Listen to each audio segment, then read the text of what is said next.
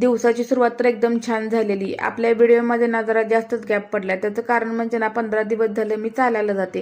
चालायला गेले ना की सकाळी लवकर उठावं लागतं आणि मग संध्याकाळी ना इतकी झोप येते की व्हिडिओ एडिट केलेला असतो पण त्याला व्हॉइस ओव्हर करायचा ना राहून जातं. दिवसभर तर माझ्याकडे खूप वेळ असतो, पण मी जिथे राहते ना तिथं मेन मार्केट आहे आणि त्याच्यामुळे गाड्यांचा आवाज इतका येतो की व्हॉइस ओव्हर करायला बसलं की सगळ्या व्हिडिओमध्ये ना गाड्यांचाच आवाज रेकॉर्ड होतो. त्याच्यामुळे दुपारी काही जमत नाही आणि सकाळी लवकर उठल्यामुळे संध्याकाळी इतकी झोप येते ना की मी झोपूनच टाकते. असो, आपल्या व्हिडिओमध्ये कन्सिस्टन्सी ठेवण्याचा मी नक्की प्रयत्न करेन. तर इथे ना सकाळी मी पहिला वॉकिंग करून आले, नंतर सगळं घरातलं कामावरून ना माझ्या कुकरची रिंग बदलायची होती. मग आम्ही तिकडे ती बदलायला गेलो होतो. कुकरची रिंग वगैरे बदलली आणि लगेच येताना ड्रायफ्रूट संपले होते. मग ड्रायफ्रूट सुद्धा घेऊन हा व्हिडिओ सुद्धा ना मी बरेच दिवस झाले शूट करून ठेवला होता. आता भाऊजी तर मुंबईला गेलेत, पण म्हटलं आपण हा व्हिडिओ शूट केला आहे ना तर तुमच्यासोबत तो शेअर सुद्धा करावा, कारण मेहनत वाया नको ना जायला.